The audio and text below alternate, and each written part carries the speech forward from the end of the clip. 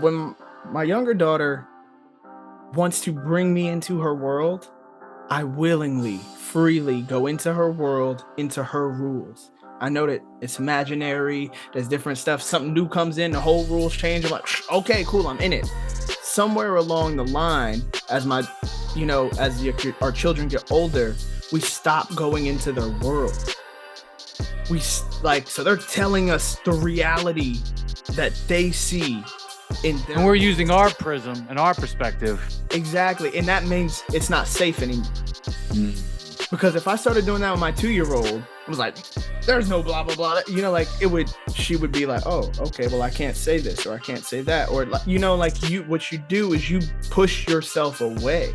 And the reality is like, the brain doesn't stop developing until they're 25 anyway. So just regardless, everything is inside of that world, and maybe they're just trying to make sense of it.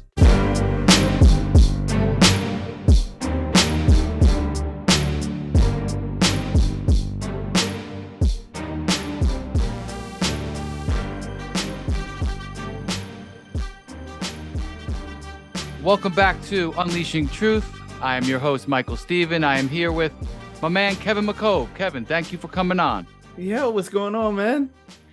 Yeah, we just met about a couple months ago, and it's funny because I've known who you were for over a decade, probably 2 decades now, right?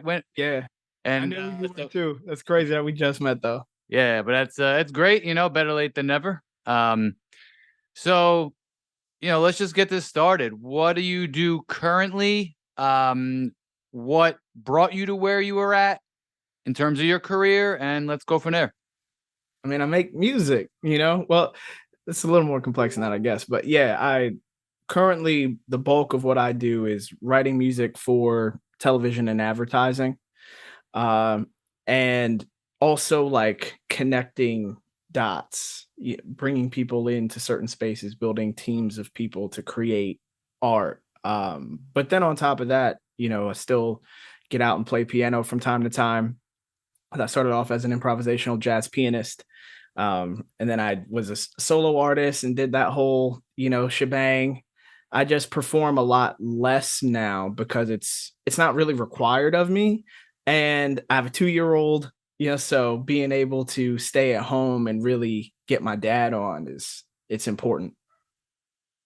Yeah, it's a balance you got to strike, right? Yeah. So what was your first passion? Was it playing instruments? Was it singing, rapping? What was your first talent? Well, I mean, my first passion was really I wanted to be a doctor, like science, but ultimately I think it all just stems down to like I want to change people's lives, for the better. I wanted to save people's lives. I wanted to change people's lives. So in my younger years, I just thought that the only way that I could probably do that was to actually do it, like, operate on someone. And I didn't realize that my whole life I had been creating and making music. So my first love was really singing. It was singing, and I've been singing since forever. I just didn't even know it, that I had been always singing and always performing, and always songwriting and playing piano. It just sort of happened when I was in college. It was the first time that I was ever away from it. My freshman year of college was the first time I ever was so distanced from creating music, being in a choir or, playing an instrument or whatever. And I found myself like going down to in our dorm room, we had like a little common area and there was a piano in our common area and I would play it all the time. I didn't realize that it was coming from like a longing from wanting to do it. And so after my freshman year, I changed majors from biological sciences pre-med to music. Good move. Depends on who you ask. Well, you would have had to go to med school and all that. So, yeah, I would have got myself in pros and cons. Hella debt for sure. Yeah. Ton of debt. And, when you got a ton of debt, that kind of changes the way that you're able to operate. Yeah. Well, and it needed, for me personally, it changed the way I needed to operate anyway, because, I had a baby when I was 16, and I got full custody of her when I was 19. So the end of my freshman year of college is when I had gotten custody and stuff. And so that was a big influencing factor as well of like, she gotta eat, Yeah. like what we gonna do? So yeah, Yeah. that was a big factor. Maybe that happened for a reason, because sometimes, I'm very philosophical. So sometimes I'm like, hey, things happen for a reason. The reason is that you made a decision and things happened around you and that's what caused it. But sometimes it's like, hey, that happened. I believe I had a daughter for a reason because it's kind of inspired me to be a better man and look at things differently through, a different perspective than I would have had otherwise. And now it's like almost said, hey, I can't be going to school and looking at the doctor, long-term option. I got to make money now Yeah. because I have a daughter and I have full custody. So, you know, do you think that worked out for the better, looking back on it? I think it worked out the only way it could work out. It Yep. not whether it worked out for the better or worked out for the worse. It was just that it was the only possible way that it could work out. So Yeah. it had to work. I Right. think that's the difference is like you end up getting into a space where it's like no matter what it is, it's gonna work because it has to work. And sometimes that's the best option because you're like, hey, I have no other choice here. We're just gonna do it. And then it takes away all the analysis and everything else, just full steam ahead. Yeah. So that's great. So all right, so let's talk about your music career. So you changed majors. Where'd you go from there? Well, I started like doing I'm building my independent artist career while I was in college. Which is when I met our mutual connection of how we know each other, Ryan. And so yeah, man, I started putting music out in like 2010 while I was in school and doing the independent route. And then after I graduated, I needed to figure out how I was going to make money because I was like, I don't want to be a teacher. I got a music education degree, so music ed and music management, but I didn't want to go into the teaching field, largely in part due to just what I saw, right? Like trying to become an independent artist and then basing that against the education that I got. I'm like, this is not even the same thing. So I started playing piano. Yeah, so I started playing piano. I figured out how to do that like full time, become a full time musician by playing piano, and then that expanded into playing piano and doing acoustic covers, and that expanded into you know doing originals and covers at the same, like different. It's almost like you have two careers. You have like a cover artist career, and then an original artist career, and then I had like piano on the side too. So I was just kind of like stacking different ways to make money in music. And then I had a band. And so then that turned into having a band that was a cover band and having a band that was an original band. And about 2014, I got my first contract with like Live Nation, where I was doing, opening act shows. So I did that in like 2014, 2015, 2016. 2015 was like the big year, and then 2016, and then uh about 2018, then I was also doing weddings, right? So like 2016, then it was like bang, okay, cool, doing weddings. So you kind of have all these different things floating around. About 2018 is when I really stopped. 2017, 2018 is when I really stopped kind of doing so much performing, and I really wanted to work on my craft of writing. And in 2017, I got like an opportunity to do some stuff for like a kids programming, and more TV work started to like flow in 2018. I started doing like talent booking. Like, so I was like a talent buyer for a couple different spots. And since I had always booked all my own shows anyway, I never like worked for like, I didn't sign with a booking agency where they controlled the relationships.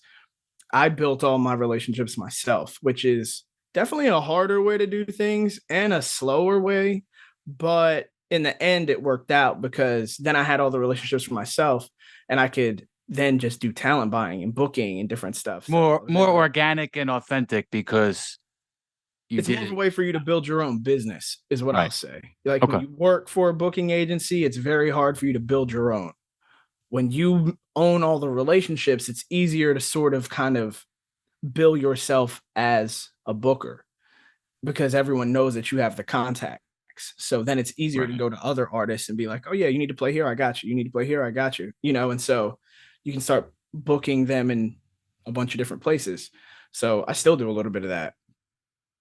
And then yeah, then more like I'd say like 2020 is when it really kind of started the whole wave of like primarily doing the advertising and TV writing and a lot of like consulting for artists. Like I had always kind of done that, just giving information out, but then it started to get picked up by like more well-known songwriters and well-known music execs that were like, "Oh, you know how to maneuver in this world."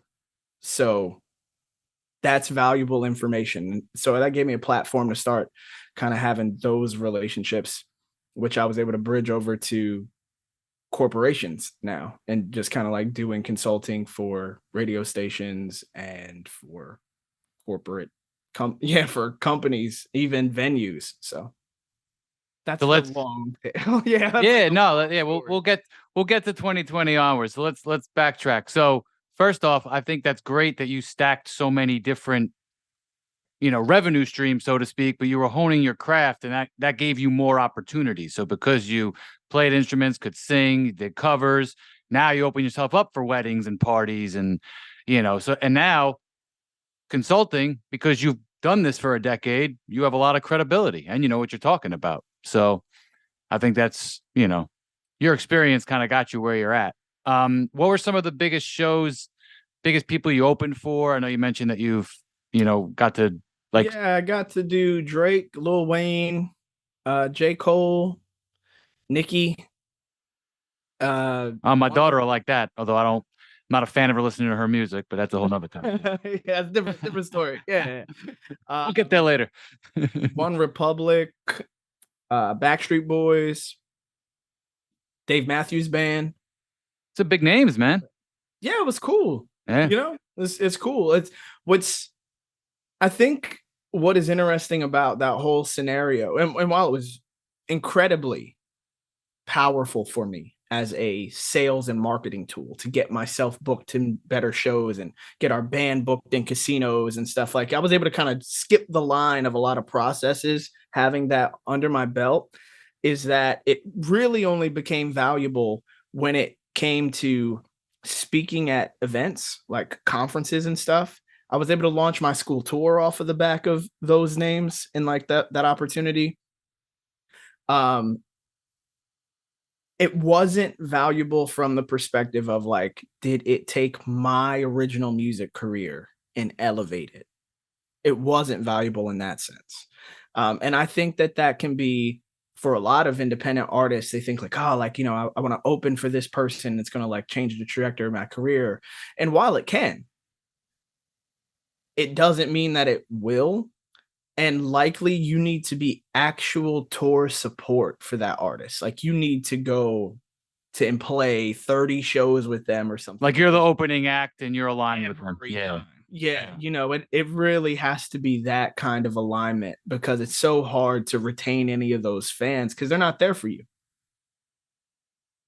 Yeah. It's You're like the first person there, and they're just like, okay, here goes somebody I don't know while I'm getting my beers and I'm talking and whatever it is. And they're just waiting on like the headliner or the person who could be a headliner but isn't headlining his own tour. That's really it. I was gonna say like you're the opening act for a Mike Tyson fight. It's like, years later, no one like, hey, they want to see the Mike Tyson. They want to see Muhammad Ali fight. They don't want to. They're not there for the opening acts. But Excuse me, real quick, Mike. all good. This life that we're on right here, the dad life. Look what my baby just brought me. Dr. Pepper. Dr. Pepper. Thank you, hon. All right. Look, I love you. I'm working right now. So can you shut the door, please? And I'll come play doctor later. Okay. Thank you. Thanks for your guest appearance. That's awesome. Hey, I wish my daughter still brought me drinks without me asking. Yeah. I mean, of course she brings me something that's loaded with sugar, but Yeah. hey, You thought you weren't hyped up enough for this, I yeah, guess. All right. give a little more juice. Yeah. So, what was it like? Like first couple times you were asked, or you signed up for being the opening act. Do you remember what that feeling was like? Were you overjoyed? Did you think this was amazing? Or you were going to get these great opportunities, or were you just kind of like humbled by the moment? Honestly, I had already been like put through the meat grinder enough that I just kind of felt neutral about it. I knew it was like, okay, I got to go do it. This is a Right. potential thing that could help me. But by that point in time, I had already felt the ups and downs of things. Like I had already auditioned for The Voice several times and been called back and not made it on TV. I had um, been to there was a I did a whole pilot for this thing. It was called America's Next Soul Star, where I Mm. did that competition, got to the top 10, and we shot out literally a whole pilot episode for this thing and everything. It was contract with the Rough House Records. And then the show didn't get bought by the network. So it never got released. Like I'd been in labels before and felt like, oh yeah, like this is gonna be it, and then didn't get signed. And then, so that's a really rough roller coaster to be on, honestly. It sucks to be like really, really excited about something and feel like, oh yeah, this is it. Especially when the cost is like during this whole time, every year that passes and every opportunity, my daughter is getting older. I'm missing time with her. I'm missing moments with her, and I'm trying to justify it in my mind by like, oh, when I get this or whatever, it will make up for that thing. And so every time it doesn't, you're left with the feeling of like, am I doing the right thing? Should I keep doing this? It's a really rough place. So when I got, that opportunity, I felt like, okay, we'll see where it goes. And during 2015, when the contract got bigger and there was more, dates and stuff, which was cool because I started out with the Backstreet Boys and that went well. And so because it went well, they were like, oh, do you want to come back for Dave Matthews Band? Because at the Susquehanna Bank Center at the time, which is now the BB&T Center over in Jersey. Yeah. Um, and then the next year is when it was like, okay, cool, look at all these dates and these names and like this is dope. But that year I went to the Jimmy Fallon show randomly just to like watch the show, right? To be like in the audience. And they had this segment going on. They like the person with a notebook going around being like, hey, do we have any songwriters here? Crazy. On the day that I'm there, do you have songwriters? I'm like, yeah, I'm a songwriter, so they had this thing called the instant songwriter. Yeah. Right. So send me an email. Hey, we want you to submit for this instant songwriter thing. I send them my video. They hit me back. Yeah, you're going to be on Jimmy Fallon's show. You're going to be on Jimmy Fallon to do the instant songwriter segment, blah, blah, blah. They give me the date. Okay, cool. This is great. And I'm excited about that. And then the day that they're supposed to do the segment, they hit me and they're like, hey, we're not, like, it got axed. So in between the show, they have all these little like segments. You watched Jimmy Fallon before. Yeah. Have these little kind of like game kind of things. And so it got axed, but she was like, we'll hit you back if we decide to bring this back into the show. Like, okay. So I stayed in touch. They did decide to bring it back into the show, but they had me re-audition again. And so when I re-auditioned again, she hit me back, hey, sorry, we decided to go with someone else. And then so I watched the episode. And on the episode that they decided to go with, the person who was on had just previously been on The Voice.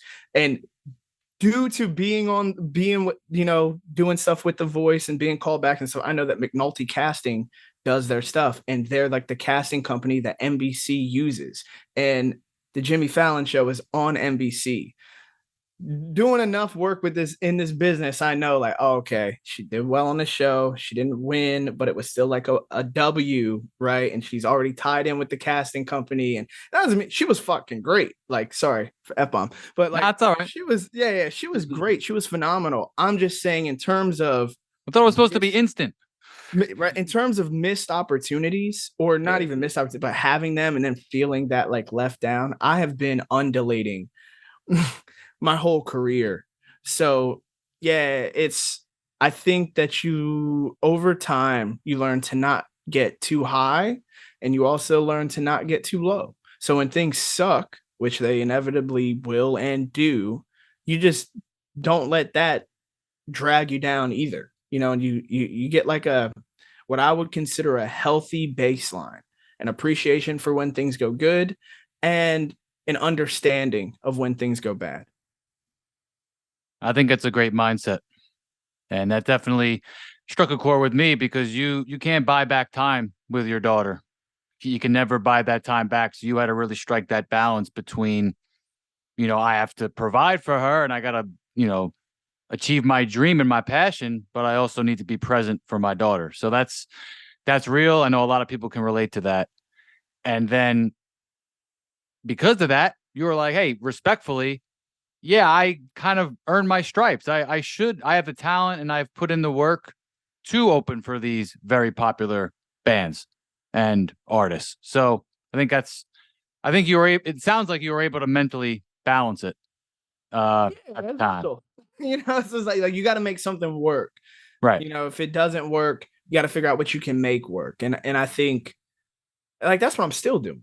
It's probably what I'm going to do for the rest of my life is be excited about seeing opportunities and going after them. I think like I've truly found real joy in that and being like, oh, that's something that I haven't done before, or that's something that's cool. Even like with my podcast, and getting a sponsor for that and everything, it was like, oh, that's this is a world I had never known about or anything like that. And I think throughout my career, it's been an iterative process of how do you problem solve?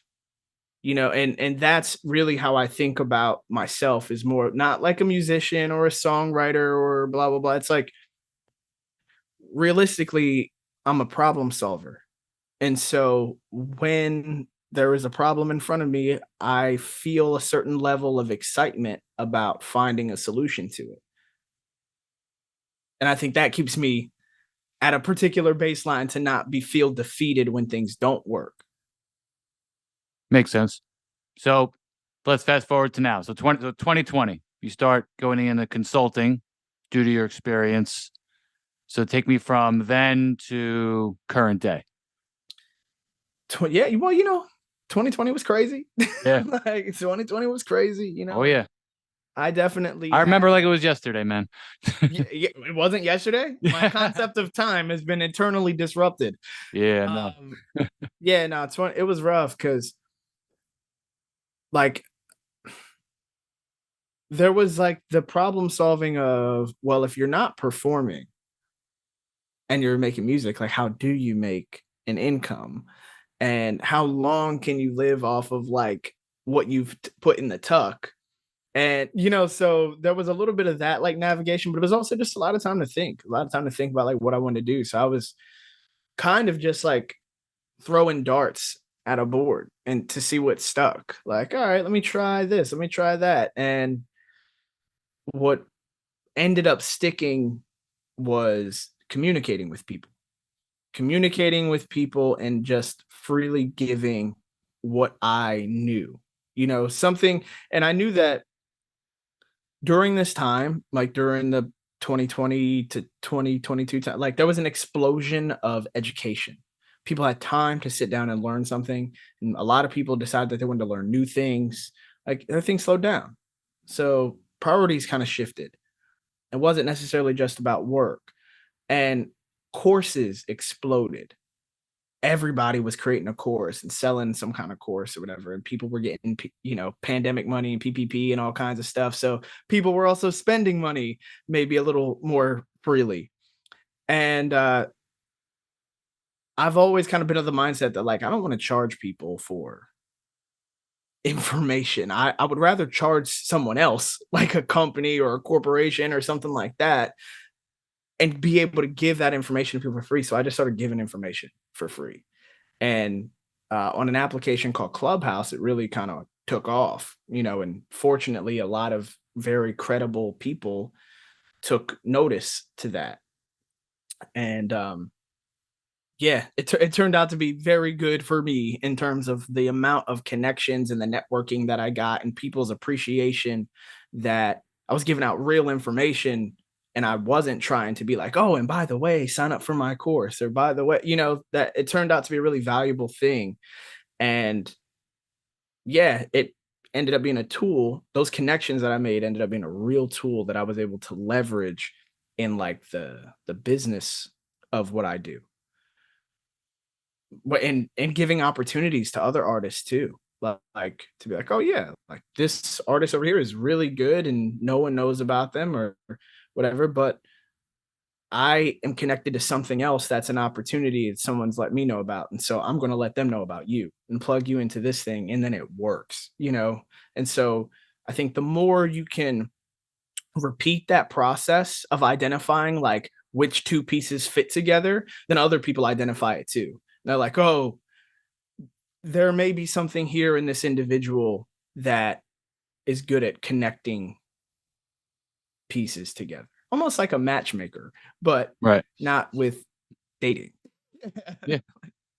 No, I think that's something that I've done myself a lot recently. Just, You did a great job with it, with like yeah. with the podcast and everything. Holy crap, man! I can't thank you enough for introducing me to Tony because he is incredible. He made the process so smooth and like it was great.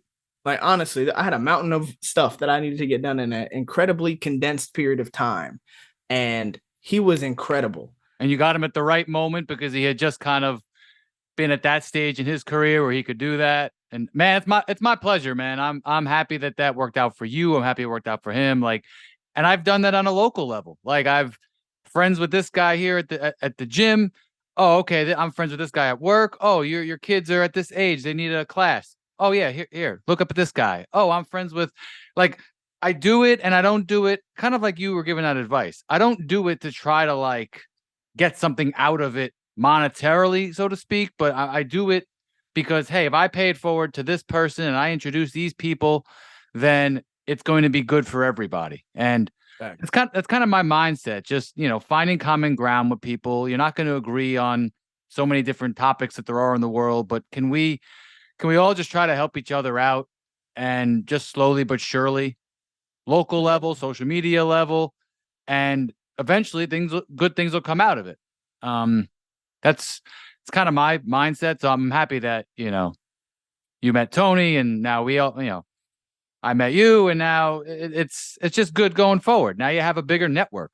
You can never really have too big of a network these days. You really can't. Well, Yeah. ever. Like Yeah. ever. It's kind of like the one of the more valuable things in life are relationships. Relationships are really very important. It's kind of like the quintessential thing in life is to have good relationships to self and relationship to others. Right. You need to understand yourself, be self-aware, love yourself first, but then I think 2020 kind of crystallized that for me and probably a lot of people, probably yourself. Like what you said, we know relationships are vital, community is vital, but I didn't realize it until 2020 fully. It's like, wow, I miss hanging out with my friends. I miss, just going to the gym and seeing some people. And then I realized, I'm like, wow, where have I met all of my best friends over the years? Playing pickup basketball or at the gym. Yeah. Because you link up with people who have similar interests, but also similar mindsets and similar schedules. And it's just funny to me that, I don't know, it took me till 2020 to realize that. Yeah, well, But because it got taken away. To yeah, me, it's very similar to I didn't realize how important music was to me until I wasn't doing it. right. I didn't realize how important, like you said, my homeboys, my guys are all from like pickup basketball. Right. Basketball is the thing. It is the thread that has like kept me connected to these men too. And it's like it's crazy. You go to people's weddings and you're in people's wedding parties and you're at bachelor parties and you're at people's baby showers and you really stop and think about it. And you're like, man, all of us are tight like this because of basketball. Yeah. And there's Yeah. also like there's a different kind of connection too of like when you win with people. If that makes, like when you play with people, Yeah. you win with them, you lose with them. There's a different vibe. Yeah. You've been through it together. Yeah. It's funny. You first meet people and you just like you do a fist bump, and then it turns to a handshake or a fist bump, and then you go through something with someone, you win something, and all of a sudden, hey, It's a hug. there's different levels to that, right? Yeah. Now I see people that try to give me a fist bump, like, "What's up, man? Come on, man. We Yeah, I did need a that thing hug. together." Like, Yeah. yeah. And that same thing. Like now I play softball with my brother, and we've met some good friends doing that, and it's how you are on the field and how you treat your teammates, and those things matter to me. Like I have a hard time being really good friends with someone who's a straight asshole on the court or on the field. Like I'm competitive, but I'm hard on myself. If I get mad and have a temper, it's because I'm mad at myself for doing something that I shouldn't have done mentally. Like, oh, why did I swing at that pitch? Why did I take that shot? Why didn't I see that open man? Like, I'll get mad at myself, but I'm always a positive teammate. And you uplift your teammates when they do something wrong because you'd want that for yourself. And it's like, those are the kind of people that I'm going to be friends with. Quite frankly, it doesn't matter how good you are. Ideally, you're probably pretty good. But my general point is, I always look to make more friends. Like I've made a couple more recently, and I like that. I actively like seek that out because some of those friends you met 10, 20 years ago may not be your friends in another 10 years. Like you might just grow apart, whether it's your mindsets or situations or your locations. Unfortunately, some people are with you for only parts of your life. Right. So I always want to just have more and more friends, people that you can rely on and work with. I have a good friend that for maybe like the past 4 or 5 years, like out of our dudes that play ball together, like our core group of maybe like 10 to 15 dudes. Right. I mean, he got busy with life. He got married, he had a kid, he moved and everything. And he didn't move far, but it's far enough. Like where I'm at in Delaware, he's in like a little right outside of Baltimore. So it's a little trek. You're gonna drive about like an hour and 15, hour and a half to get into Delaware if you want to hoop. And this is where everybody is kind of hooping. And we go to Philly and hoop a lot too, because we got friends that moved to Philly. But that commute's shorter. I'm only like 35, 40 minutes from Philly, so it's shorter. But recently, because he just had a baby and it's like 6 months old, and he's, just going through the struggles of being a new father and not necessarily having the like bro system. He has his wife, and he has his family, but doesn't have like his bros. Yeah. Everyone that he's met they're newer, and he's met them through work, so it's a little different. And now for the last like 2 months, every Saturday, because we hoop every Saturday at noon, he's been driving back to Delaware to hoop. And it's like, wow, that connection like really matters. But if we had stopped hooping, he wouldn't have a way really to come back and be around everyone.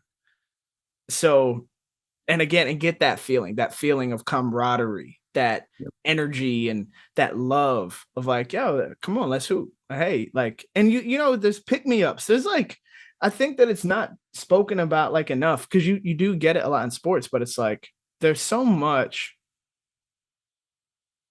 that can beat you down in life, and you don't always put the appropriate value to how much it matters to have someone tell you, good job, or get back up, or it's okay, you can do it again. And you get all of those cues, like when you're hooping. Run into a screen, you fall down. Somebody's there to grab your hand and pick you back up. Like that, those things, though they may not be like your actual life, they're still connected. They're bridged in, and you get to take that with you into your day-to-day life and be like, I got people I can count on. I got people that love me and care about me. And that goes such a long way. That's a great connection. I didn't even think about it that way. I was gonna say mentally, like when you play, like I'm in a softball league now, and there's 3 different times, and one of them's 8:55 at night. It's like, Oh, I got to drive a half hour, tired, whatever. Then I get there, time the game's over. I'm ready to go out partying. I'm like, hey, all Right, right, you're let's go. wired. Now because I had a lock in. I'm there with my brother and my friends. Like we had a good time. We won the game. And now it's like, hey, I'm ready to roll. And it's like just going to the gym and working out is really good for you mentally. I mean, obviously it's great for you physically, but playing basketball for a couple hours, you don't feel like going. Some mornings, you don't want to go. You don't feel right. Something's bothering you. Your hip hurts. You're like, no, just get out there. You go out there, whether you play good or bad, your adrenaline's up. You're there with your buddies. Yeah, I think that's what you said is true philosophically, but also just the mind, just your brain. It's great for it. Just working out and being there with people, and you know. How do you work out? Do you work out at a gym by yourself, or do you like go with people? How do you work it? I hate picking up things and putting them back down. So, Yeah. so, so working out like that is not really like my bag.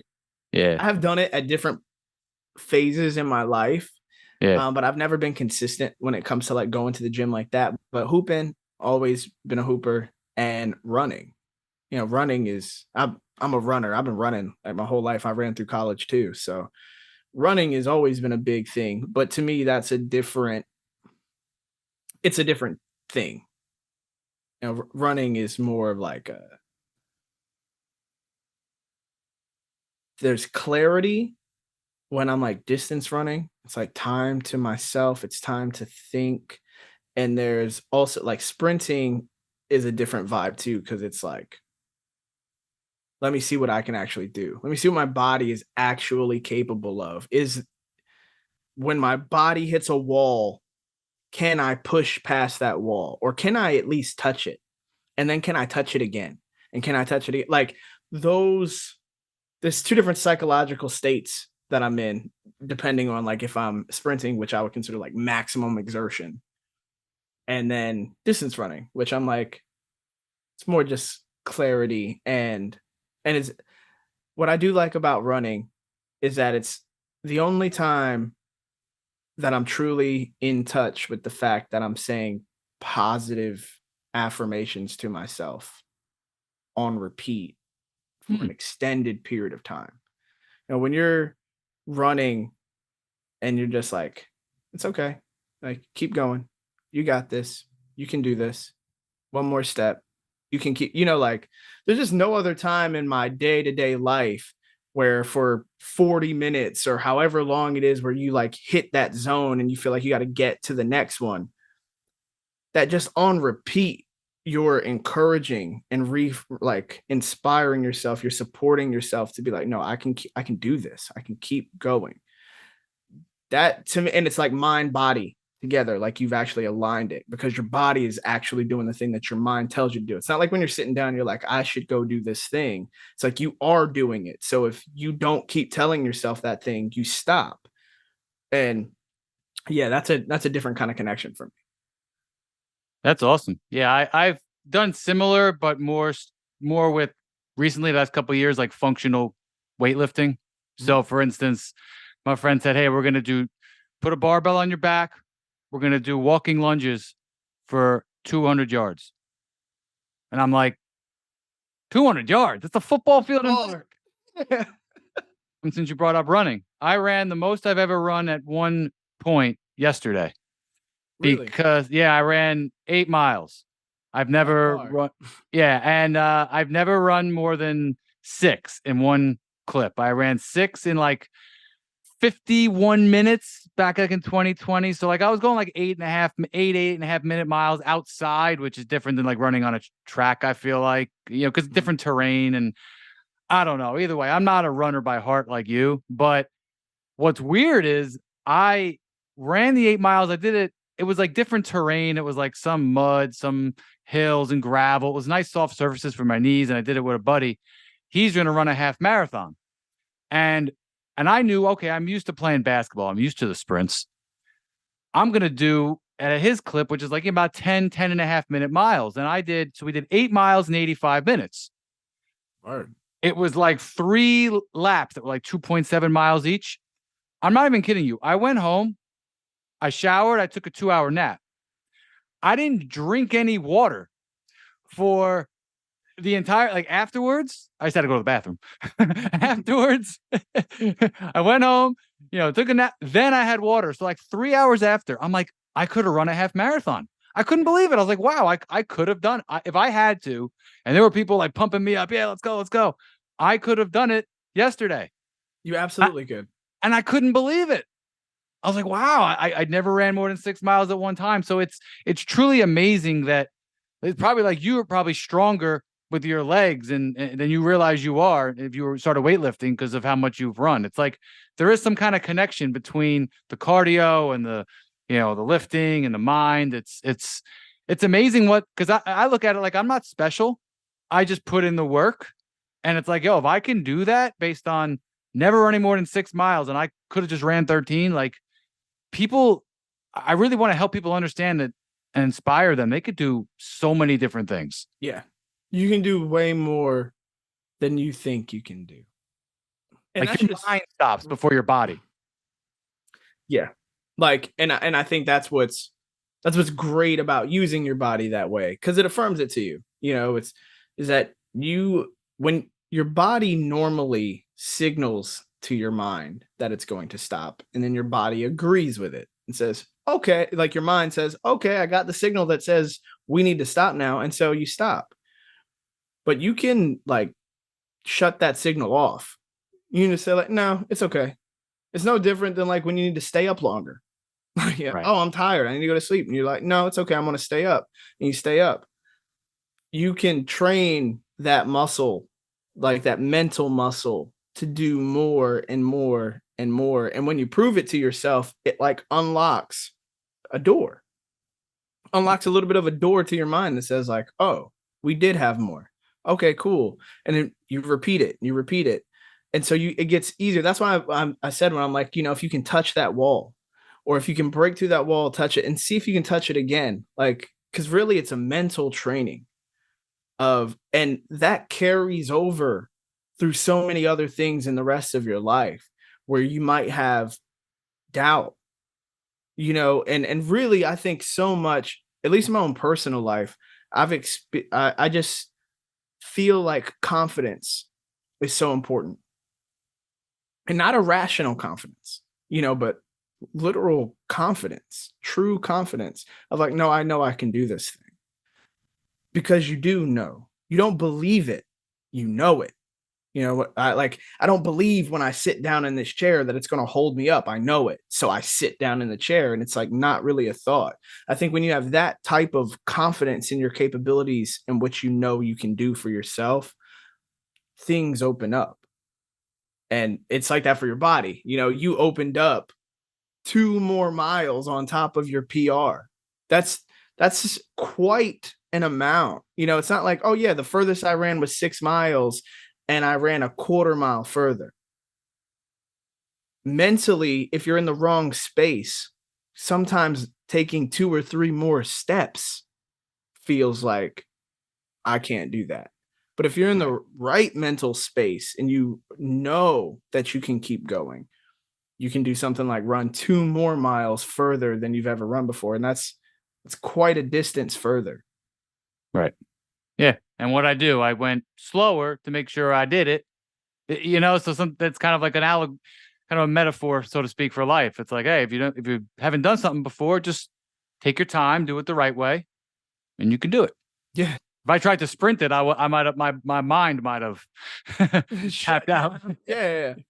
Like, yo, you already went 5. Oh, you're done. It's all right. Like, no, man, you have a buddy there. You take your time. You're like, okay, now I'm just gonna work on getting to 13 and then shaving time off, something like that. So, what's the furthest you ever run? You've run a marathon or anything like that? Oh no, man. First of all, I was a sprinter and a jumper. So Okay. but I did cross country in high school, but nah, the longest I've ever run is maybe like 7 or 8 miles out of practice. Yeah. Yeah, I'm not trying to run more than that. Like, I'm really not trying to run more than like 2 or 3 miles if I'm going to go on a distance run. But I've Right. also never really ran for distance. I normally run for speed. So I'm normally just wondering, like, if I'm going to run a mile or 2 miles or 3 miles, that's the most I'm going to do. But like, I'm trying to run it fast. Right. Yeah, and at the same time, I'm trying to work on my first step because I hit a, like you're trying to beat out a ground ball in softball, and I just feel like that first step, or in basketball, you want to get by your guy. That first step matters so Yeah. much because I pick up speed once I start moving, but that first step, I get thrown out by a half inch. I'm like, just at that first step, or that guy beat you to the spot on the court. Now you gotta be like Luca. Oh man. No, first step is slow as hell. Don't matter. Well, he Like, uses his body and the pump fake and the look off. Yeah. yeah, Yeah. So he's got the bag. yeah, oh yeah. Oh yeah. He although he complains a little too much to the refs these days. I'm starting to sour on him a little bit. He's got that whiny face all the time. I don't know. It's because you can get the call. I know. Part of it's a mental game too. It's gamesmanship. Man, listen, my favorite player is Chris Paul, so I can't complain, man. He's flopping and gaming the refs forever. But I've always said if you're my size on a basketball court, you should be able to get away with anything. If you're 6 foot in the NBA, I mean, you got to do what you got to do, man. Yeah, absolutely. You got to be an animal. You got to be a little borderline dirty. You got to flop. You got to play the rules. Like there's a reason that John Stockton and Chris Paul are the way they are. It's like, Derek Fisher would flop. I'm like, oh, whatever. He's freaking 6 foot. He's small. Yeah. Yeah. But when LeBron flops, I'm like, dude, you just ran a guy over the last You're possession, bro. Yeah. You're a tank. You don't have to do that. But I mean, he should too, though, because I mean, this is my own personal view because I'm a LeBron fan. But I'm like, yo, he gets hacked up too, though. When he goes to the rack, this dude is getting slaughtered. And obviously, That's like true. being a hooper and hooping with guys, like I'm the smallest dude that I hoop with. Yeah, if you were to go on my Instagram, like look, like in the winter, we posted like a championship like picture. Everybody on my team is like 6'3" is the next shortest person. 6'4", 6'5", 6'6", like that. Everybody, they're big. I play with hoopers, so I'm drastically smaller than Noah. But when I see the way that they get like racked up and they don't get any calls, I'm like, yeah, no wonder.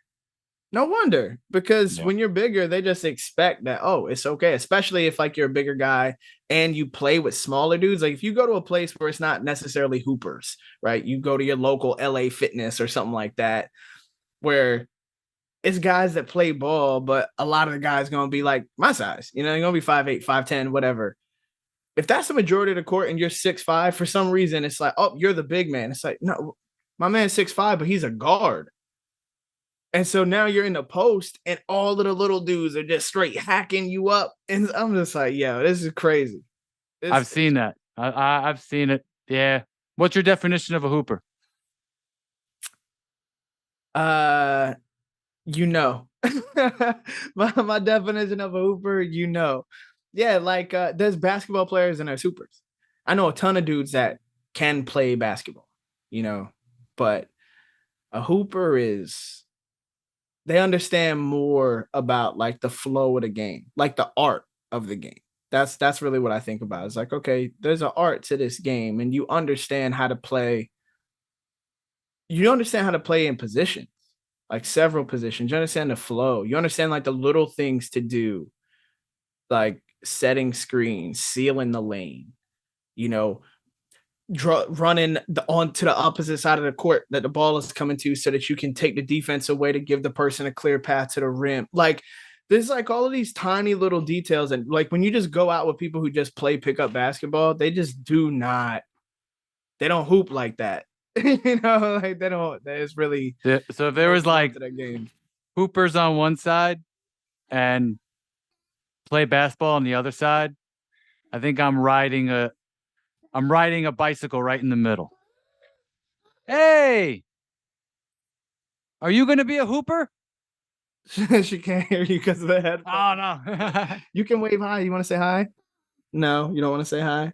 Well, hun, I'm going to come and play doctor with you when we are finished, okay? Did you eat? You did? Okay. Tell mommy that I'm going to be on this call for about 30 more minutes and then I will come and play doctor. Okay? Okay. All right. I love you. Love you. Okay. Shut the door on your way out, please. Okay. Listen, she's a future hooper and social media star, you know? Yeah, you don't even know. I had her up on my account the other day doing like the Joyburst talent search stuff. Oh, that's cool. Hey, this. Yeah. I mean, she's got a knack for it.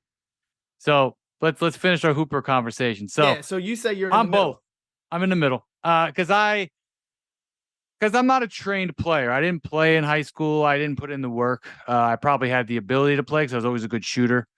And passer, and I've learned how to dribble over the years, but I'm not especially quick. I can't jump as high as you. So, I struggle. Like in your situation, I would be able to, it would be tough for me to create my own shot. I'd have to find other things to do on a court like yours. But I'd figure out a way. I would grind, I'd set screens, I'd pass. And that's all you, yeah. But that matters. Matters. Like, I mean, I don't really create my own shots like out on the court. I don't really create my own shots. You're the shortest guy. It's tough, man. I'm a catch and shoot guy.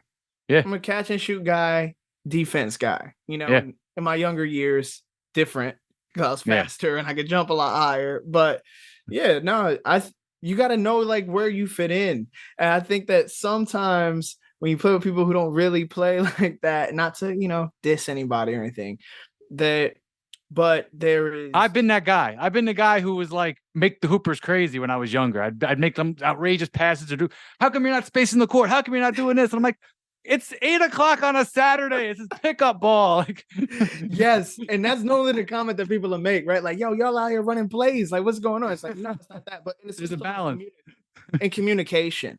Yeah. I think that honestly, that makes a big difference too. Even if you're playing pickup ball with people you do not know, because normally when you play pickup too, it's like you go out to a court, you don't know anybody, whatever. It's just, looks like it's hoopers out here. So you go hoop.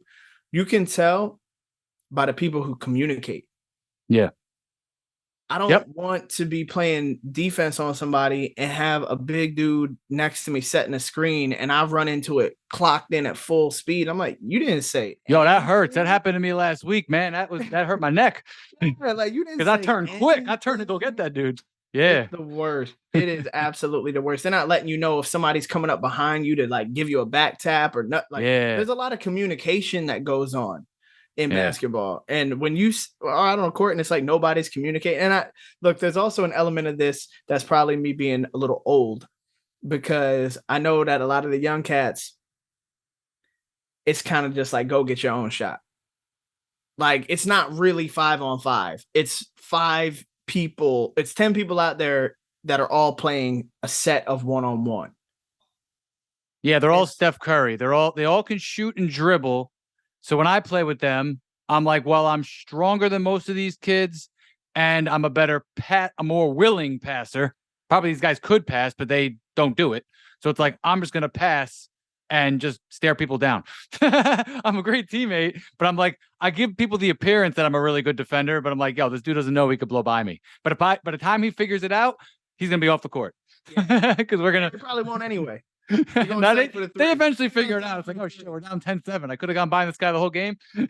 Wait, so what do y'all play to out there? So we usually play to 11. We have one court where we play all ones, which is awesome. 5-on-5 all one. Playing all ones. Yeah, 5-on-5 all ones. It's hard to get to the hoop.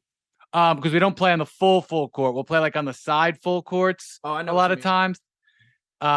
Which I don't love because I'd rather just roam. But so 5-on-5 all ones. We have a 4-on-4 where we used to go all one. That's now migrated to 1s and 2s, which is interesting. I pros and cons. It's not as old school, but I like it because I can shoot, so I don't mind it. But sometimes you fall in love with the 2.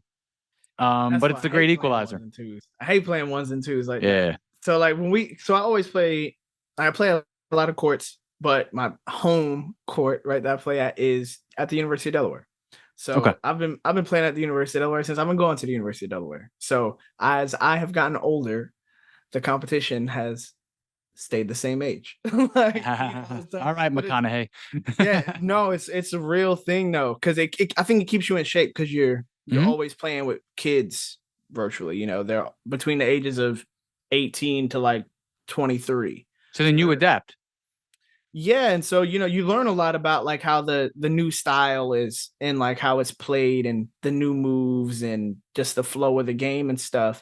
And we used to play all ones to 12, and then that transitioned itself to ones and twos to 16. And they still like to play a lot of ones and twos to 16, but we normally play that if you get bumped off of the court, then the team that won like they get to say the rules. Oh, I like that. So when a court is busy, we'll still do ones and twos because it's like, yeah, we gotta get people off. And sometimes we'll do ones and twos at 12 because just like it's so many people here. You want the turnover. You don't want somebody waiting 30 minutes to get back on the court or an hour. If there's like, oh, next. Oh, I got next. Oh, I got next. Like it's crazy. But what we do on Saturdays is we play twos and threes to 25 for the first game. And then we do twos and threes to 21. And I love that way more. A lot of young cats don't like twos and threes. They'd rather play ones and twos. But I'm like, ones and twos is just weighted in a ridiculous way. First of all, the game ends up being sloppy because everybody's taking twos, even when they shouldn't. And it makes sense. Even though it's bad basketball, it makes sense because it's worth 2 buckets. It's not worth 1.5. Like when you play twos and threes, it's worth 1.5. It's not worth 2. Imagine if Curry was out here every time he shot a 3, it was worth 4. And I look at it like I'm saving energy too. So it's like it's worth it for me to like if I have the assignment that the team I'm on a 4-on-4, I'm like, listen, I'm gonna guard that guy and not let him get a shot off. That's my mission because I got 3 other guys who can score and are quicker than me on my team. I'm gonna do that. What am I gonna do? I'm gonna save energy and I'm just gonna shoot the 2 because I know I make 1 out of 2 of them. That's like going 2 for 2.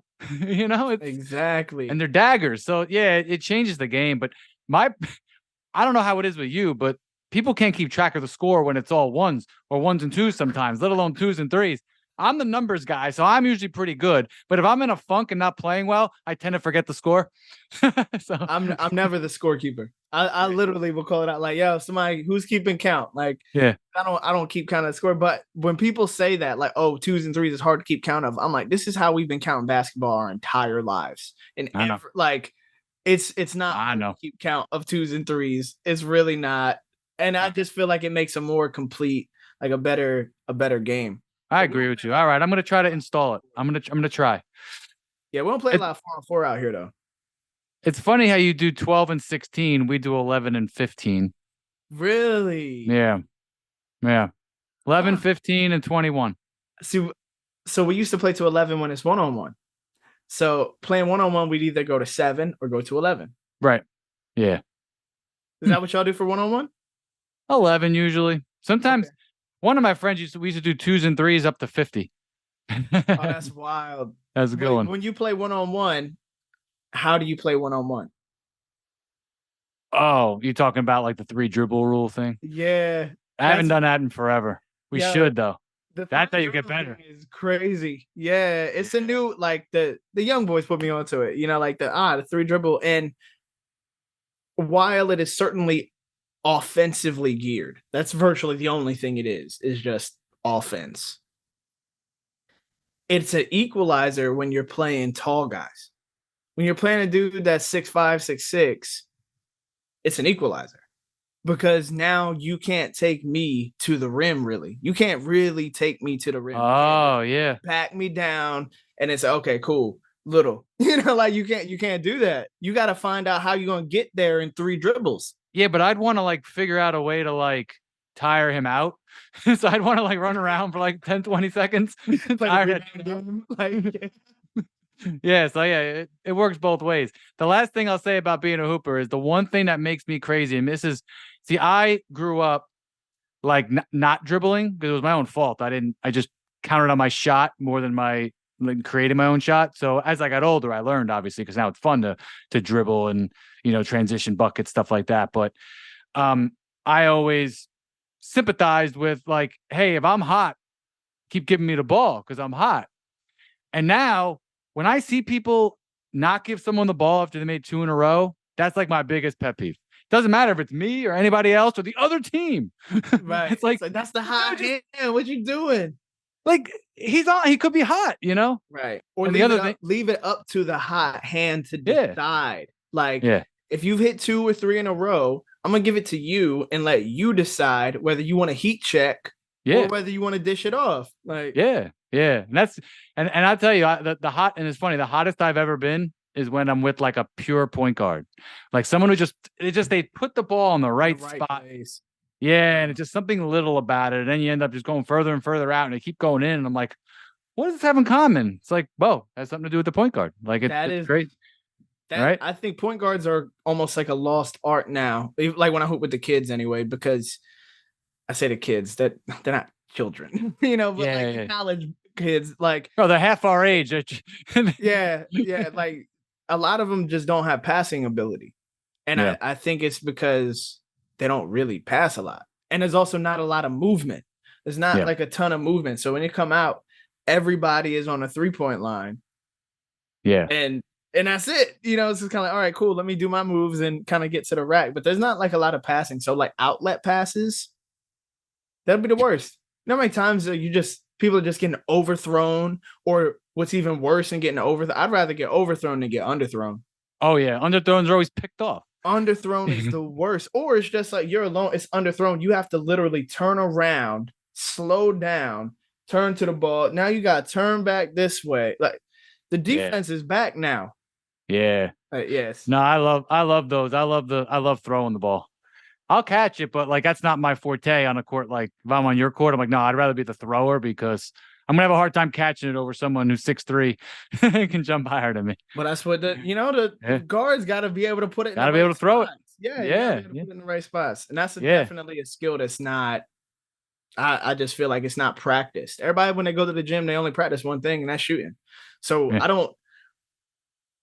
Everybody's a shooter in my mind.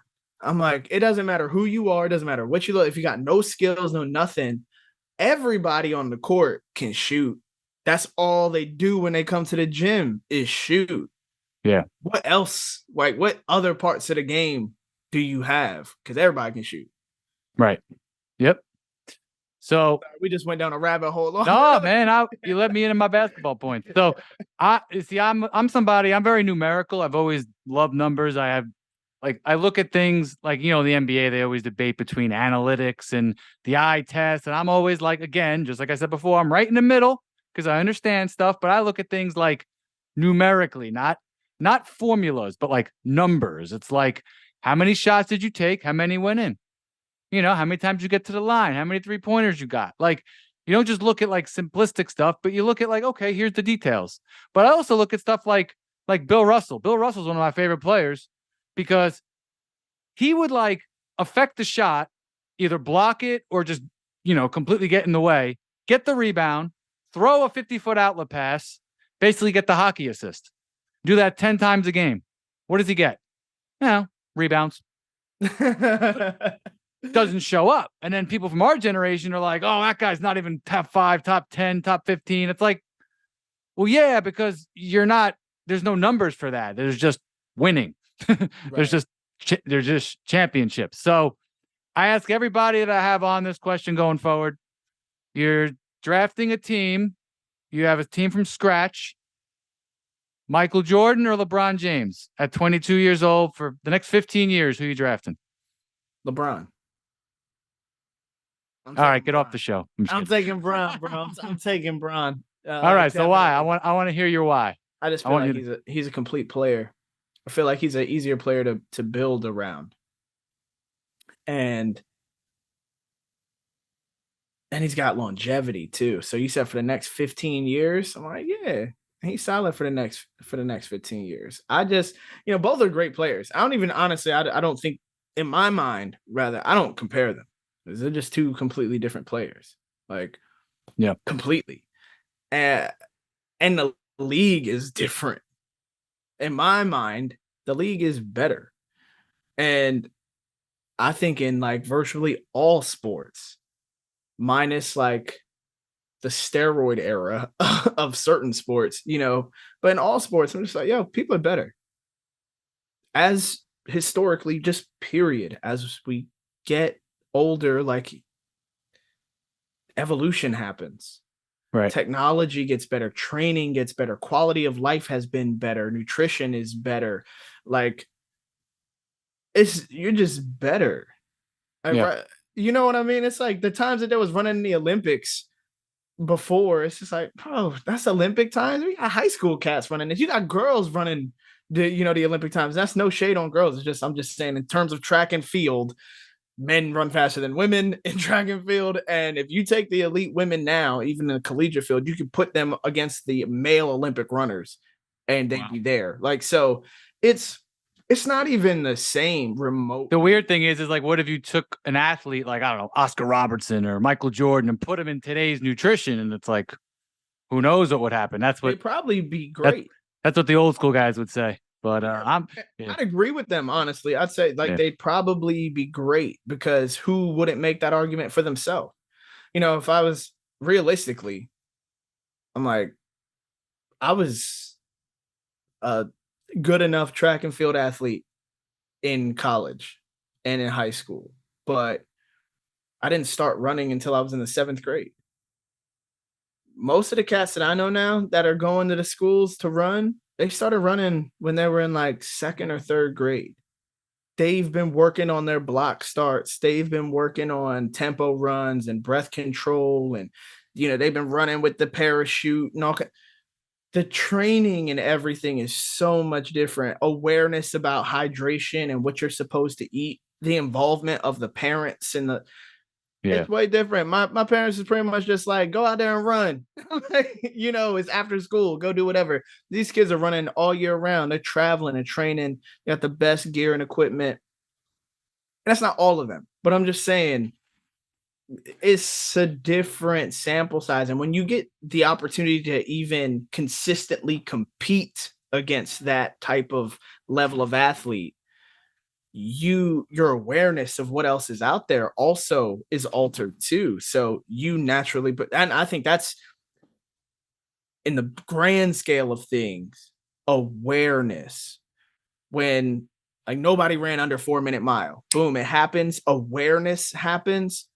How'd they do it? Running under 4-minute miles just because they're aware. So if you can get on Instagram or YouTube or whatever it is and just look at the best athletes in the world and what they eat and how they train and you can get all the workouts on it. Oh, come on. Well, listen, that's better.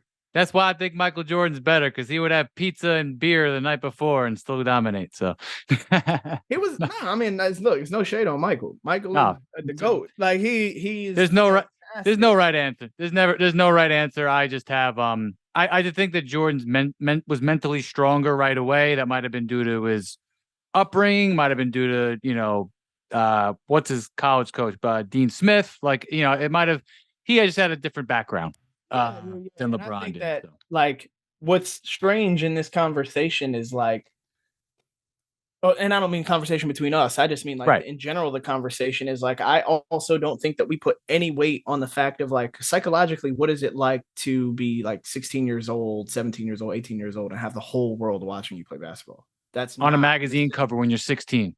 Michael didn't have that. And I'm just saying in terms of comparisons, right? Have that kind of pressure. You weren't expected your first year into the league to start, play like all the minutes and be a phenom. You just didn't have that kind of weight. So I think psychologically, if you can't see how it's like what us as people that are not in that limelight, we're conscious of what we put on social media. We're conscious of how we're perceived. And that alters our behavior. It alters our mentality about how we present ourselves, right? You may have actual deep thoughts about something that's an opinion, but your awareness of if you put your opinion out into the world, how that could be perceived and what could happen to you based on that, it changes who you are. So maybe as something that you would have been aggressive about and been like, yeah, this is how I feel. No, you're not going to feel like that because you're like, yeah, you know what comes on the back of me feeling like this just to like get that off of my chest? This is what happens. So it changes you. If you can't apply that to like a 16-year-old kid and see how that can manifest over years, then it's like, you're just not really like in the real world. Yeah. Of course it's going to alter the mentality of how people like that play and how they are. And so I'm just like, for me, I'm more impressed with the fact that like he's made it this long in his career pretty squeaky. Like I'm like, whoa, that's kind of the crazy thing. Never arrested, never any, you know, nothing. He had the decision. And what was funny was I was I rooted for him early, then I rooted against him. And then when the decision happened and everybody hated him, I rooted for the Heat against the Mavericks. I rooted for him because I was like, yo, it's just sports. Like, yeah, maybe he didn't handle it well. And yeah, they had to not one, not two, not three. I'm like, no. The backlash was so strong, I rooted for him. I was secure with my Michael Jordan fandom. I was like, no, I'm rooting for them. He single-handedly changed sports, changed basketball. It like undeniably, because it used to be everyone had a hive mindset about like commitment and how dedicated you are to your franchise. And that after that, the league changed. It was like, no. I'm the player. I'm what's valuable. I can go where I want to go. Who has Yeah. So you literally, it's like LeBron does that. You watch the salaries just go through the roof. In every sport, one person, this thing that everybody's like, oh, it's so blasphemous, blah, blah, blah. It's like, do you realize how he changed the landscape? And he did the same thing with virtually with like NIL deals. He had major influence on like, should schools and colleges and blah, blah, blah, like, should you be able to profit off of like these individuals and stuff? And of course he wanted to move that bar across for his son too. But they are the commodities though. So LeBron is the one of one. The athlete is more singular and important than the team in a way. So I understand the old school mindset, but I also understand. I think I'm more on the side of, hey, players should have empowerment as long as it doesn't go too far. Which I think it should go to the max. That's just my view. Because I'm like, the owners, nobody's ever mad at the owners. I'm like, yo, they got billions of dollars. How are you even concerned about what a player? The money's not coming to us. It's between the billionaires and the millionaires, and I'm siding with the millionaires. Yeah. But sometimes we associate with the billionaires more. That's the reason I flip it on. Like you turn it on because the player is playing. Right. And you love those people. And I thought you watch it for the refs. No, you don't watch it for the refs? Nah. Yeah, like, but yeah, they think so. I really, to me, that is so impactful for the game, for the lives of the people that get the opportunity to play in that game, and especially to like to have the power to be one individual and have the power to literally shift all of that stuff. It's like, yeah, you've done more for that whole entire culture of individuals and for generations to come, because like we're finally getting into the space now where it's like you're seeing the legacy, where it's like, all right, how many people are in the NBA and their parents were in the NBA? Like, so you're watching that kind of nepotism to some degree, but you're seeing it really play out. And it's like, wow, how amazing is it that now the players are actually in a position where they have power to be like, no, for generations to come, these people are going to be taken care of. Because nobody bats an eye when it's like, oh, Jerry Buss owned the Lakers and he's a multi-billionaire and he gives the company to his daughter and she's a multi-billionaire. Like that nepotism is like overlooked. But now we're finally in that space with the players, and they can secure a particular type of treatment and care and quality for their legacy. I'm like, yeah, we've never had that. Normally we were just disposed of as athletes. Oh, you get hurt. Sorry, sucks to be you. Insurance up, don't know, medical bills. Like, so making sure that you actually get that payday. And like my homeboy, Bones Highland, he's on the Clippers now. It's like not everybody is getting hundreds of millions of dollars in their contract. It's right. Plenty of dudes out here in the NBA busting their tail that are only going to be there for 2 or 3 years. Yep. If they're fortunate, and what they're going to have to speak of, is $500,000. And I'm not saying that that's like nothing. Yeah, but you pay state tax, you pay your agent, you pay this, you pay that. Yeah. Exactly. Yeah. So, good segue. Last part of the show, most important in my opinion. Let's talk about parenting, because you mentioned parenting, generational wealth, stuff like that. My daughter just turned 13 last week. So hey, happy belated. Yeah, I'll tell you said that. I have a teenager now. So it's in my opinion, I've learned so much, and I feel like I have a lot of anecdotes and a lot of philosophical points that I can make to first-time parents, people who are thinking about becoming parents. A lot of my friends have just, become parents, and I've kind of formulated a lot of ideas. I think, we as men, as fathers, we have to lead by example. I coined this. I'm like, I think we need to be a therapist in a way to our kids. We have to be able to relate to them, be vulnerable about our past, and also say, hey, you can come to me with anything and I'll understand what you have to say. And also just being present in the moment. And I think that that's one of the hardest things. It's like when my daughter's got some homework and I'm thinking about something else. I'm thinking about something from my regular job, thinking about something from this. I'm thinking about what time the game's on later, what I got to have for dinner. And it's like, I'm not focused on the here and now. And it's like, I just need to spend this hour doing this homework with her, enjoying that moment, being there off my phone. And those are my 3 things that I've kind of learned about being a parent.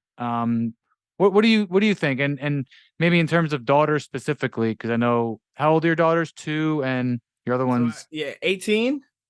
18 and 2. All right, you got 2 daughters. My stepson. Well, my stepson's 6. Oh, okay. So you're got a stepson too. Okay. Yeah, and that's his own beast. Yeah. That's its own animal. So I would say that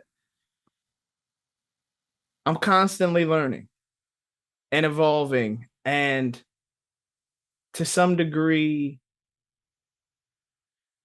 like I'm a very different father to my oldest than my youngest, because they are experiencing me at different points in my life where I am not the same. 34-year-old me is not the same as 24-year-old me. So there is a version of me that my oldest daughter has grown up with, or like knows, or has an impression of, that my youngest daughter never will. Because I'm just not 24. So, and they're so far apart in age that they do actually get different versions of me. It's not exactly the same of like if I had a child at 32 and then 34 and then 36. It's like they're all going to virtually get the same version because of where I am in my life. But for my children, no, it's 2 completely different things.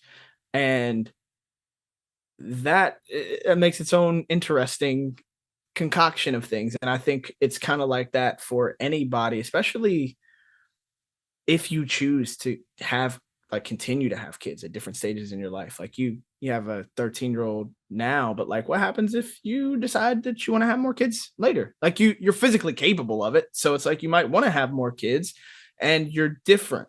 You're going to be different in your confidence. You're going to be different in your security, in your insight, in your life experiences. So yeah, I might end up with the same thing as you. I could end up with an 18-year-old and a 2-year-old. Who knows? But it's certainly possible. Yeah.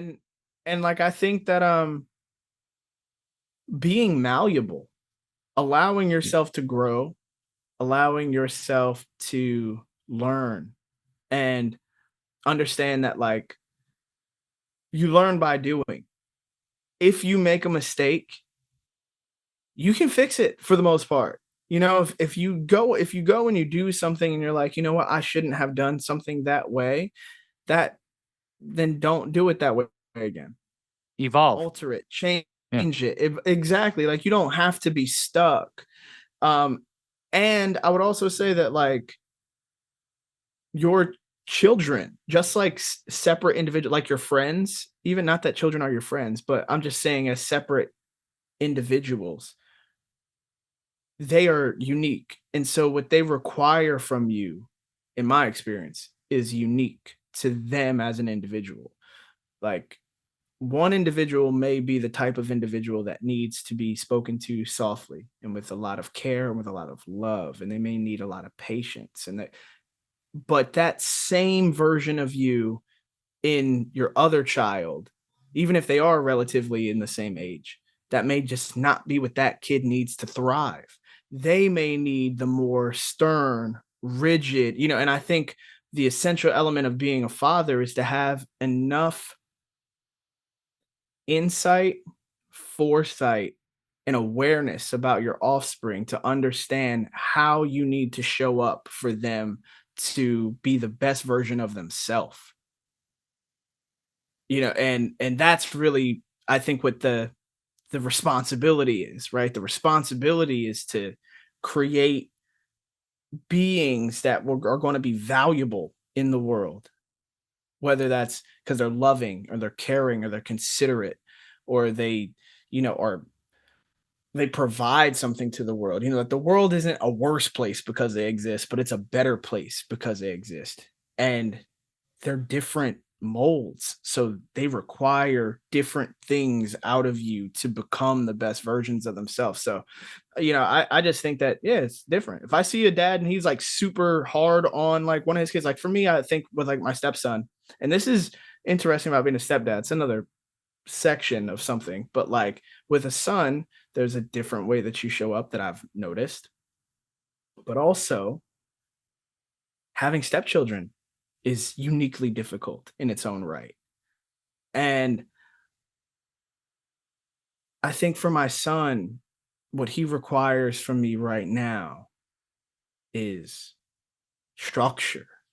He needs structure in a much different way than my daughter does. And that's really because for my daughter, she's like already innately structured.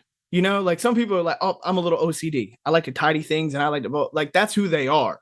And then there's other people who are a little bit sloppy. So if you have to structure them, and it's like, Right. do I really mind that maybe you don't pick up your things? Not really. But is it going to be important for you to understand discipline? Because you're not self-motivated for discipline. And the world isn't necessarily going to be a place that provides that structure for you. So you at least need to be able to have the tools and the ability to enact that kind of structure on your own, in case when you get out into the real world and you're not in school. What if you decide to be an entrepreneur and you don't have a job and there's not this place that you got to report to at this time and do these tasks? What if none of that is around you and you have to build it for yourself? My son's going to have the tools to do that. Right. Regardless, he doesn't need to use them, but he's going to have them.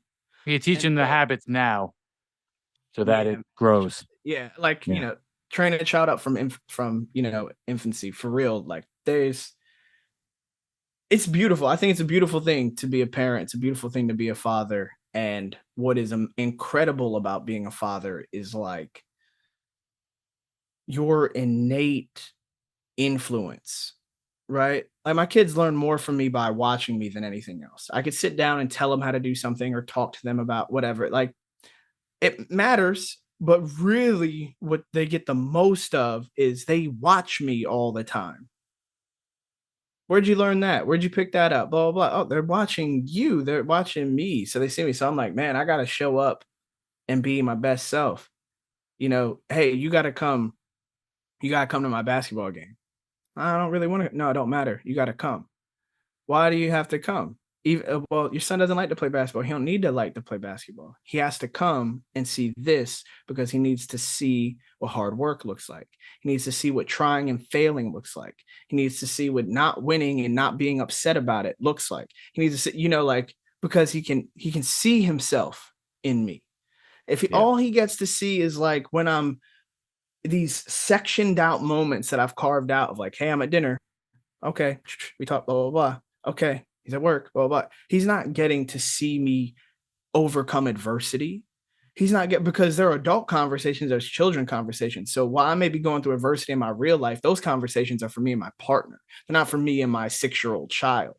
So there's no, and his ability to comprehend even what those issues are, it's just not there.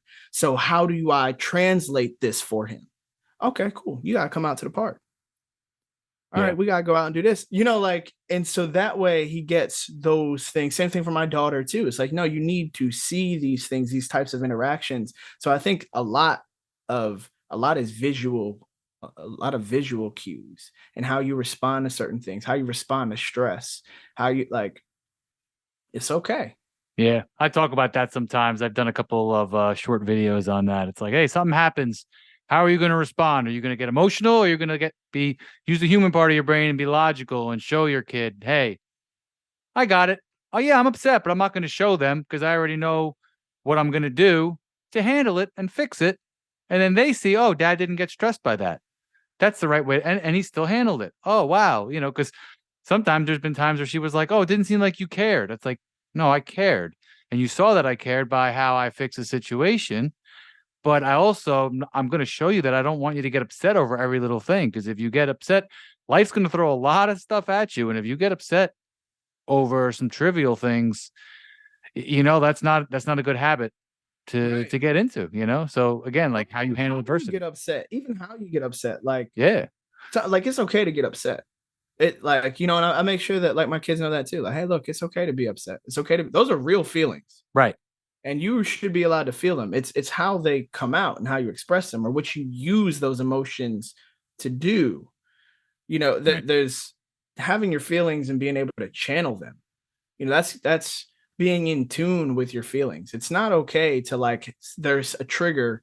It should upset you. And in your mind, you feel like that I'm not supposed to react to this. This shouldn't upset me. It's like, yeah, that's a great way. That's a great path towards a lack of self-respect.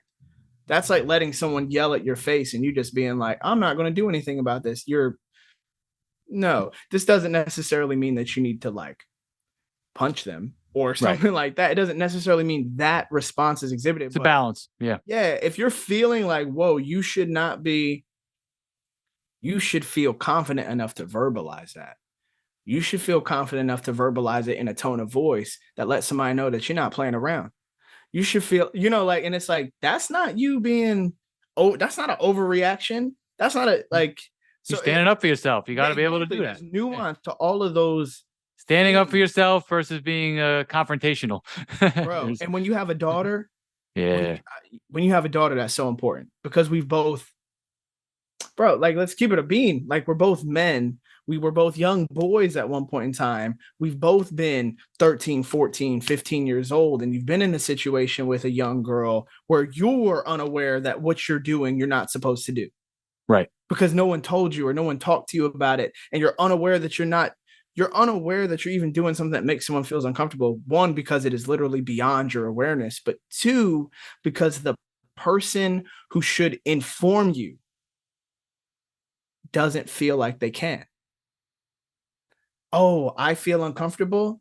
Maybe not everything isn't supposed to upset me. Maybe I shouldn't say anything, blah, blah, blah. And it's like, no, you can always, you got to be able to say something. Right. Yeah, so always anything. Equipping someone with the ability to say something, but say something in a way that it's real. Like, you don't have to be like, oh my God, why? It doesn't have to necessarily be that. Sometimes it can elicit that, but it's just like, hey, I don't want you to touch me.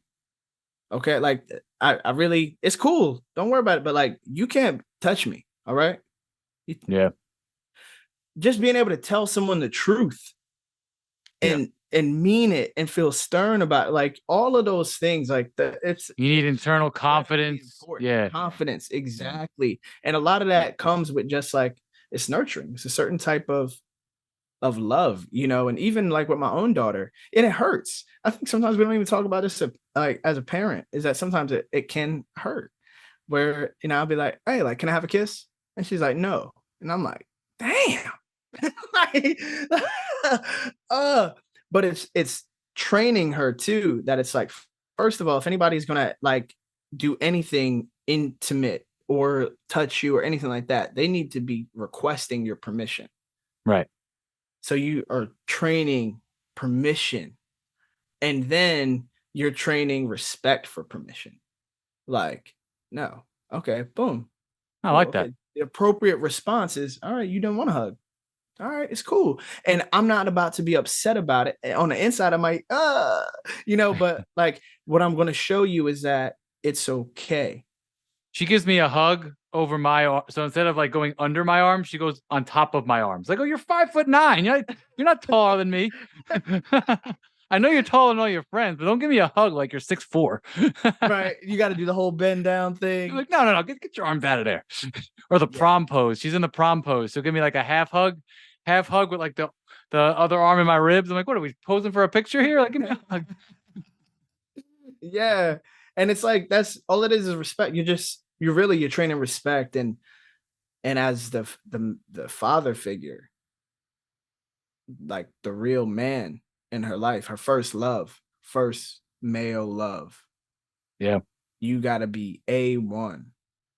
You gotta be A1 about that too. So that way also too, so that she just has a good baseline to touch back and forth to. Like at the end of the day, you can always fit like the end of the day. I'm always going to be here for you. Like I'm always going to be if you figure out like, you know what? I don't really like any, you don't got to settle. What you mean? I'm right here. Yeah. I got you. You don't have to settle for anything. And like, I think that there's a solid reason too, why like traditionally in a lot of cultures still even, but traditionally why it's like fathers would choose who their daughter was going to marry. And I know that there's a lot of different ideology, and I'm respectful of all the different ideologies, and I love to hear the different viewpoints. I'm just speaking from a position of a way to look at things, which is that a lot of that is we are aware. I know that you want love. I know that you want like this affection or this attention. I know this person may be attractive even. I know, like you're aware of all these things, but let me vet this individual. Like that's all it is. It's a vetting process. And there used to be, and still is, I guess, in certain cultures, there's a certain respect for the father figure to say, if my father approves, I can trust him to know that there's approval. It's old school, but it makes sense. To me, it makes sense. Yeah. It's the same thing with your mom, man. Like right. if you have a good relationship with your mother is going to be the first one to tell you, like, I don't like her. Right. And if it's a healthy, positive, good relationship, not your mom just trying to be like, I'm trying to keep you all to myself and like just keep you like a little boy for forever or whatever, like not nothing like crazy that, not unhealthy, but literal perception of like, she's in tune to a different frequency than you are. She's a woman. She's tied into a whole different wavelength, and if she's feeling that something is off, and she's not just first impression, but she's like, you know what? My son likes you. So there's something that I'm not getting to. Let me spend time with you. Let me put the effort for like, and when they do all that and they still don't like that person, yeah, it makes sense to be like, I need to pay attention to this. I need to pay attention to this. No one else on this planet knows me better than this person. And if they've put the effort in to find out about this person, spend time with them, and they still don't think something is right, that's probably something that you might want to like really think about. And I think the same thing works for fathers. Yeah. And I think sometimes there's a tendency, for good reason, that you go to your girls want to talk to their mothers about certain things and not involve the fathers, which I understand there's certain measures, but I tell her, I'm like, listen, like you said, I was a boy once too. I have to, and again, I am not in a committed relationship currently, so I have to reconcile two parts of my brain. Like, hey, I'm in the dating game still. I understand that part, and then I have a 13-year-old daughter here. I was a boy once. I'm like, come to me with any questions you have on anything, whether it's, I told her boys have cooties. She doesn't believe me. They don't know what that is anymore. They don't know what that is, man. They don't know cooties. I'm like, that was back in 2020. I was telling a whole group of girls, I'm like, cooties, germs, just, you guys don't know what germs are? Like, we don't know what cooties are? Yeah. Well, we failed. Our parents failed somehow. I don't know how that didn't get passed down. But I'm like, yo, like, come to me. You have these social issues with, 7th grade stuff at the lunch table. I'm like, come to me. I might be able to give you a perspective from a male perspective, and it's working slowly but surely. She's like, okay, I can talk to dad about something that may not be a guy issue, but it's like, no, just I think we should always be there for them, and that's just something. It seems obvious, but sometimes I think maybe old school societal norms are like, oh no, traditionally your mother will do that or your dad will do this. It's like, nah, man, like I'm always here for you, Yeah, and well, I think part of that, the part of like how it got some of the mud got water or the water got muddied, is the lack of listening. When it's just like in your own intimate relationships, sometimes your partner is not talking to you for a solution. They're talking to you to vent. And sometimes when they vent, regardless of if it's rational or not, you just have to go along with it. And as our children get older, we oftentimes lose our ability. And, this has happened with me, is with my older daughter, and so now with a younger daughter again, I'm like, oh, snap, this is right. Like when my younger daughter wants to bring me into her world, I willingly, freely go into her world, into her rules. I know that it's imaginary. There's different stuff. Something new comes in, the whole rules change. I'm like, okay, cool, I'm in it. Somewhere along the line, as our children get older, we stop going into their world. So they're telling us the reality that they see in their and we're world. using our prism and our perspective. Exactly. And that means it's not safe anymore. Mm. Because if I started doing that with my 2-year-old, I was like, there's no blah, blah, blah. She would be like, oh, okay, well, I can't say this or I can't say that. Or, what you do is you push yourself away. And the reality is like, the brain doesn't stop developing until they're 25 anyway. So just regardless, everything is inside of that world. And maybe they're just trying to make sense of it. So it's like, all right, go ahead, talk about it. Let me hear what's going on. How do you feel about that? What do you think about it? What is this? Well, so that they feel safe enough to give you all the information until they get to the space where they literally are saying, I need help, or how do you feel? What do you think I should do? Blah, blah, blah. Like those types of things, because they already know if you've created a safe environment, they're aware that they can ask those questions. And you can always remind them too. Like when all that comes in, you don't have to give your input out. You can just be like, well, if you want to keep talking to me about it, hon, I'm always here to listen to you. And if you ever want to ask me, you always can. You can always ask me, and just leave it alone at that. Like you don't gotta do all of the stuff. So I think that is also a big thing too. Maybe when we were coming up, at least with my parents too, I know it's like, damn, I can't tell them fucking nothing. I can't tell them nothing because they're not listening to me. Yeah. You gotta be stern and you gotta be structural, but you also have to be flexible and you have to always listen. And listening is, both of us are great at talking, but I've become a better listener by being a parent. And now what you said, putting yourself in that person's shoes and perspective, that obviously applies to parenting. That applies to everything. That applies to when you're listening to your friends and your spouse. And I think that's great advice regardless. Yeah. And it's hard. It's like, oh, it ain't easy. You got to do it every day. Yeah. And it helps when you have someone. I think this is why having a good partner is important, because you have someone external from you that can remind you. You're a human being. No, you're not going to get this right 100% of the time. Of course, you're going to like overstep or be too, but when you got somebody there that is also present with you and knows you and can check you, and that you respect them checking, so that they can give you that little tap when they see that you're about to set, and a little tap that, all right, makes you better. Yeah, like that, it really matters. And you need community is the point. It doesn't have to be your partner, but like raising individuals is a communal process. It's communal. So it's a team effort. So, just like basketball, right? It's like One-on-one training is only going to get you so far. You need a team. You need the guy who's like, okay, this is the defensive coach. This is the shooters coach. This is the, physical therapy person. Everybody's got a different role. They got a different job. And so it's so important to make sure too that you got a good team set up for your kid. Like, yeah, I'm your dad and I might be the head coach, or I might be the owner. I might be the league. But a mindset coach. Yeah, exactly. But it's like, but everybody else has a different role. And I think it's also important to know too, it's like when it's time for your role, because it's not always like everything needs to be taken to the boss. Yeah. And sometimes you got to be the glue guy.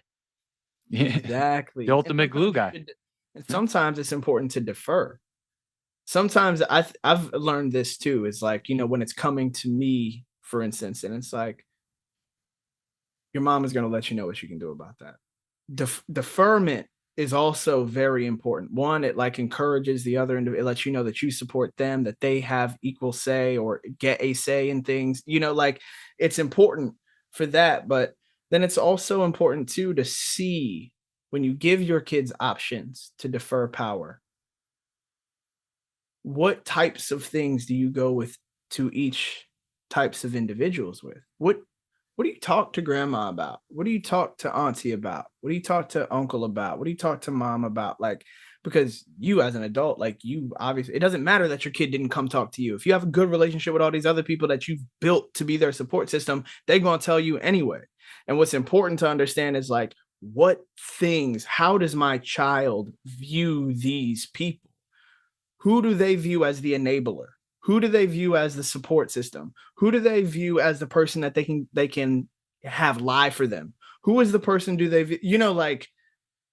That is super important. It's super important, because there may be an instance where, like, I'll say this, like my grandmother. My grandmother for the whole family was like the person who would bail you out of jail. You know what I mean? And so it's like, dang, you can't call your mom. You can't call your dad. You can't call your cousin. But you could call grandma. Grandma would do it. Not ask no questions about it. Nothing. It would get done. And then put you in this position to be like, so we are going to tell your father about this, right? Like, so it's like, that you strategize how to do it. Exactly. You strategize, and like they make it easy, because that person can like if you have a high tempered father or something like that, where it's like, all right, I got somebody who can be the buffer. Right. And just like making sure that you have all of those elements in that also allow you to operate in your best way. Because every individual is also different. If someone's strength is that they're stern and they're blah, blah, blah, I don't want from them to be the permissive person, to be that's not what your role is. Your role is to be the gangster, like because they'll come to you when they know that they need it. When they need that strength, that thing that says like, hey, I'm sure that you've probably gone through this in your own personal life too, because it's an epidemic that's affecting everyone. But like, I've had friends who have struggled with drugs. And when they finally get into the space, to tell their father or whoever it is like that, and they know, it's because they're actually at that place where they're like, no, I do need help. And I know that this person isn't going to give me a way out. So I've had like a friend where it's like, all right, cool. Dad literally used his savings. Like, I'm not working anymore. I'm with you 24/7, taking like 8-9 months off. I'm with you every day. You're waking up at this time. This is what you're doing. No, we're going here. Like, literally hawk-eyed on him. And he hated it. Like, it was horrible. It's a horrible way to live, but he got clean. Did it work? Yep. It worked. It's like, dang, this is the only person that was going to like do this. Different kind of story, but when I was younger, they misdiagnosed my left eye. I had lazy eye. So we went to a reputable doctor, and he said, I was 6 years old. He's like, he's got to wear a patch over his right eye when he goes to school, or all day, basically, as soon as he's up, for like a year. And I wore a patch over my right eye. And my dad said, you're going to hate me. And he made me do it every single day. He's like, you're going to be a pirate. You know, people made fun of me and said whatever and called me names. But it's like, he's like, you'll love me one day. Just please wear this patch. You're wearing this patch. We'll put a stamp on it. And you know what? After that, my left eye corrected. I wore glasses. And then by the time I was 15, through the power of God, apparently, I no longer need glasses and I have better than perfect vision. So that's something where it's like, hey, he gave me tough love and he said, no, you're doing this. Yeah. Like, just that's it. You're listening to me. You're doing this. You're gonna hate me now, but you're doing it. So that's just what we got to do sometimes, right? Yeah. Everybody's got a role. Play your part, put the right things, put the right elements in place. And so to answer your question, right? Like, because it's not like, about being a father. Yeah. I feel like that's one of the most important things that you can do as a father. Construct that team. Be a GM. Exactly. Yeah. It's the general manager. That's what we are. All right. Yeah, that's what it is. So, I'm giving you all of the things that you need. And I love it. Being big enough to know what you are not. Right. Don't feel the need to solve everything. Exactly. But when you need to step in, go ahead and do it. Yeah. Right. That's great. And I think these are universal talking points, whether you co-parent like I do, whether you have a stepson like you do, and some of my friends do, some of my best friends, and also just, being with our mother and raising the kid. Like it's certain intricacies are going to be different, obviously, but certain universal truths are always going to be there. And I think that's important. Like, I really want to talk about that a lot going forward with people, because it's not something that's widespread. We talk about, dads raising daughters or just dads in general. I think that's what's really needed to, keep our country and our world sane. Yeah. Because, all of that is made up of individuals, and individuals need to have a sound mind. So whatever, however many individuals you get to, even if it's just one, that helps to make the world a better place, because it exists in the world. The world is comprised of individuals. All right. Well, last thing, what's up with your Joyburst product placement there? Tell me about Joyburst. Yeah, man. We wrote a song for this brand like a year ago. Vanilla Ice ended up singing the song that we wrote, and then he got his own flavor of the beverage, and he was a headliner for the I Love the 90s tour. So it got a little traction that way. And the brand that owns this brand, so Joyburst is owned by the No Sugar Company. That company contracted us to write music for them too. So we did that. And then they were going to bring us back for another project in December for Q1 of this year, 2023. And I kind of saw a little opening in there to be like, I should do some consulting, and you should sponsor my podcast and my school tour. And so, they went for it. So that has been a really interesting rodeo, for real. It's something that I really want to get more into now that I've kind of opened this door up a little bit. I'm like, brand partnerships they can be a whole game changer for your life. It's different. I'll pick your brain on that next time, because I got to learn about that as I try to grow this channel. So, well, what's crazy is that, and I'll just leave you with this, or anybody else who would watch, because there are a lot of content creators out here, and I think that the general thought process is that you have to have tens of thousands of followers and stuff on social media to partner with a brand. And you do not. I do not. And I did. And probably for, in exchange, that wouldn't make sense to you in your mind if you saw the numbers that I have. And it's because that's not really, that is a way to do things, but it is not the only way to do things. And if you really start to just figure things out, for you and how you can be of an asset to a different company or a brand and how that's valuable, it can be a game changer for you. Think like Flo and Progressive, or Jake from State Farm, or the Verizon Wireless, can you hear me now, good guy. It's like, you don't know who they are.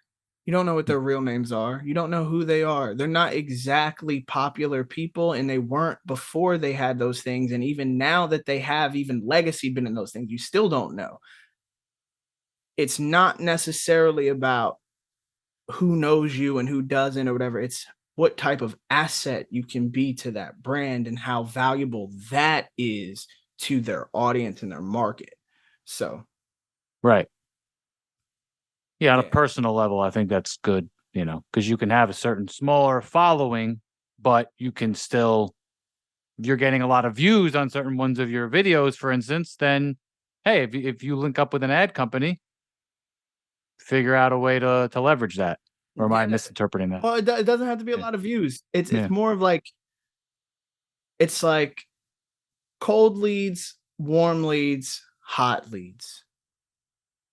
And to that brand, which may be different for everyone, how much do they value cold leads and how much do they value hot leads? Yeah. So do they value a hot lead at 50x a cold lead? If they do, then you could have 50 times less than what someone else has and be equivalently valuable. Yeah.